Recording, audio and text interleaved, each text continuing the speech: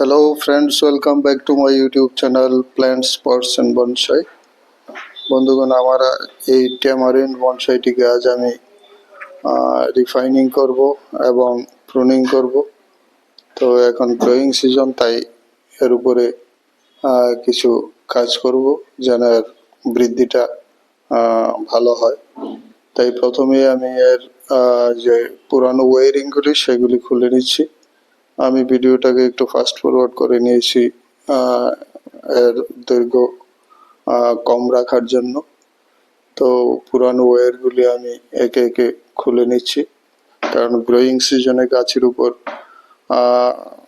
যদি ওয়্যার পেঁচানো থাকে তাহলে গাছের বৃদ্ধি ব্যাহত হবে, কারণ এখন গাছ এই সিজনে দ্রুত বাড়বে। তাই সেগুলি গাছের ছালের মধ্যে, ডালের মধ্যে বসে যেতে পারে এবং গাছের ক্ষতি হতে পারে। তাই প্রথমে আমি পুরনো ওয়ারিংগুলি খুলে নিচ্ছি।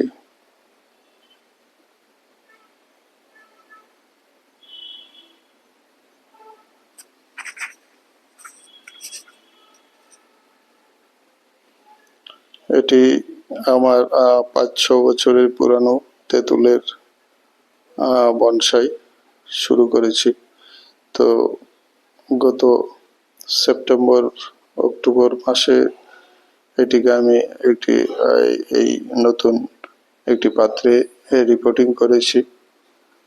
তাই এখন একে রিপোর্টিং করার প্রয়োজন নেই, শুধু প্রুনিং করে এর স্ট্রাকচারাল যে স্ট্রাকচারটাকে একটু রিফাইন করে নেব। পুরনো ডালপালাগুলিকে একটু লাইট প্রুনিং করে দেব, যেন নতুন ডালপালা সহজেই বেরোতে পারে। তাই এর উপরে কাজ করা, একে রিফাইনমেন্ট করা এবং রিজুভেনেট করা, এই গ্রোয়িং সিজনের জন্য গাছটিকে তৈরি করা।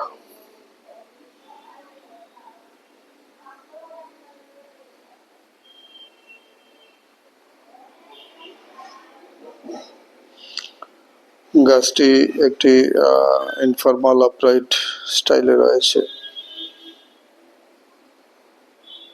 তো অপ্রয়োজনীয় সরু ডালগুলিকে আমি একটু লাইট প্রুনিং করে গাছটিকে একটা স্ট্রাকচারাল শেপ দিয়ে দিচ্ছি, যেন এই সিজনে এতে নতুন কুড়ি ডালপালা সহজে বেরোতে পারে এবং গাছটির যে আকারটা, শেপ, সেটা যেন ঠিক থাকে।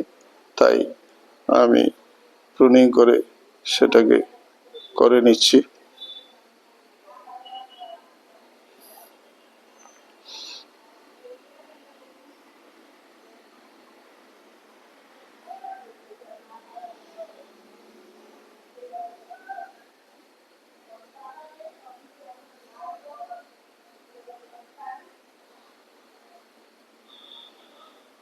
আমি একটা হালকা প্রুনিং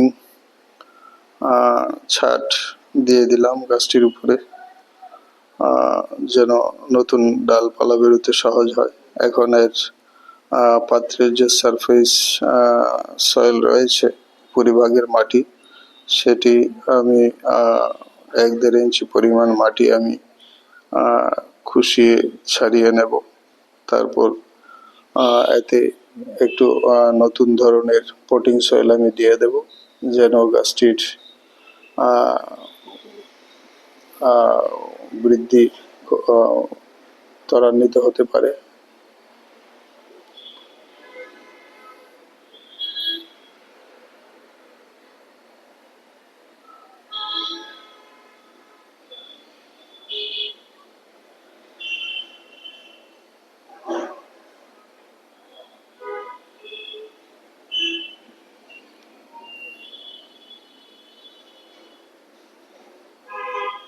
তো আমি উপরের যে টপ সয়েলটা রয়েছে সেটাকে খুঁড়ে একটু সরিয়ে নিচ্ছি,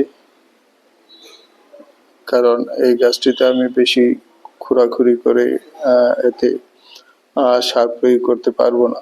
তাই আমি বিশেষভাবে তৈরি সারযুক্ত, জৈবিক সারযুক্ত নতুন পটিং সয়েল আমি এতে এক প্রস্থ দিয়ে দেব। তাই পুরানো মাটিটাকে, টপ সয়েলটাকে আমি খুশিয়ে ছাড়িয়ে নিচ্ছি।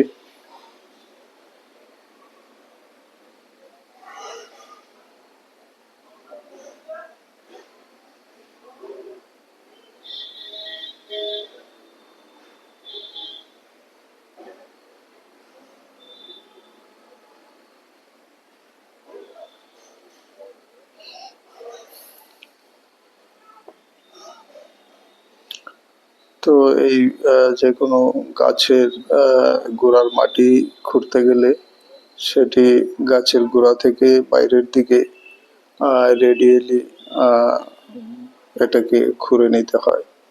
তো না হলে যে শিকড়গুলি আছে সেগুলি ক্ষতি হতে পারে।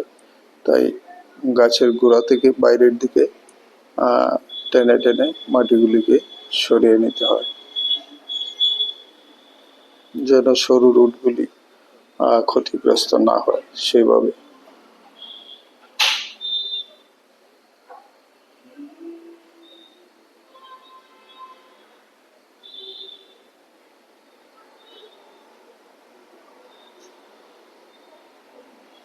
তো আমি 1-1.5 ইঞ্চি পরিমাণ মাটি ছাড়িয়ে নিলাম।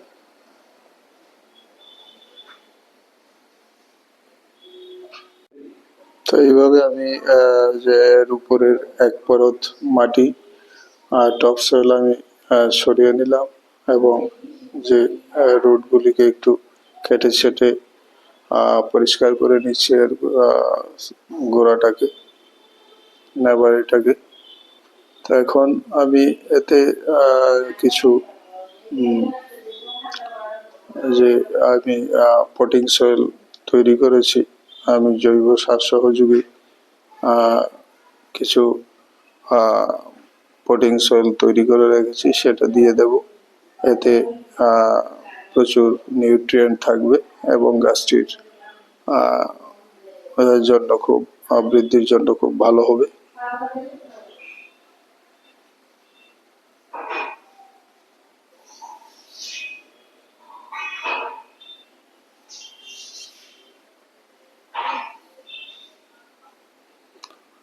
তো এইভাবে এখন আমার তৈরি করা পটিং সয়েল দিয়ে দিচ্ছি। এতে যে সাদা রঙের দানাগুলি দেখতে পাচ্ছেন সেগুলি হলো জিপসাম, জিপসামের গুঁড়ো, অর্থাৎ ক্যালসিয়াম সালফেট, যা প্লাস্টার অফ প্যারিস হিসাবেও ব্যবহার করা হয়। সেই জিপসাম আমার কাছে ছিল। আমি জিপসামের ছোট ছোট গুঁড়ো করে মাটির সঙ্গে অন্যান্য জৈব সারের সঙ্গে মিশিয়ে একটা সয়েল তৈরি করে নিয়েছি। তো এই জিপসামের মধ্যে এগ্রিকালচারাল ইউজ হলো, এই জিপসামের মধ্যে প্রচুর ক্যালসিয়াম এবং সালফার থাকে এবং মাটির যে অ্যালকালাইন সেটাকে কম করতে সহায়তা করে এবং যে মাটির যে কোয়ালিটি ইমপ্রুভ করে এই জিপসাম।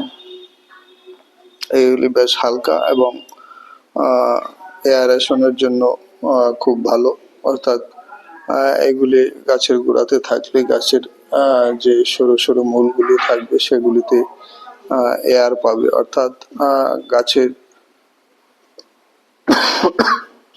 গাছের যে সরু মূল থাকে সেগুলিও শ্বাস প্রশ্বাস নেয়, এয়ারের দরকার হয়।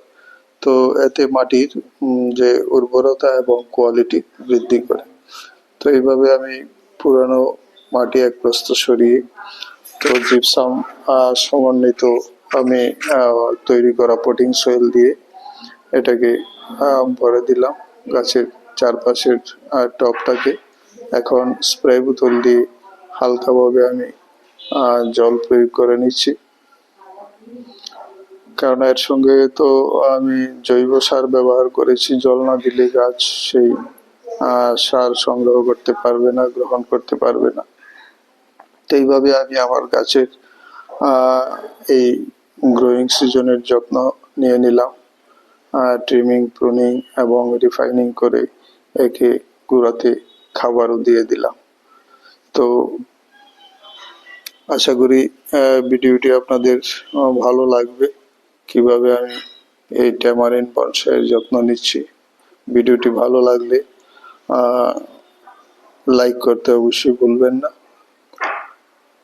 যারা নতুন দর্শক রয়েছেন, যারা অনেকেই আমার ভিডিও দেখেন কিন্তু লাইক করেননি, তাদের কাছে অনুরোধ করব আপনারা চ্যানেলটিকে সাবস্ক্রাইব করে বেল আইকনটি অবশ্যই চেপে রাখবেন, তাহলে সব ধরনের ভিডিওর নোটিফিকেশন সহজেই পেয়ে যাবেন। ভিডিওটি দেখার জন্য ধন্যবাদ। নমস্কার।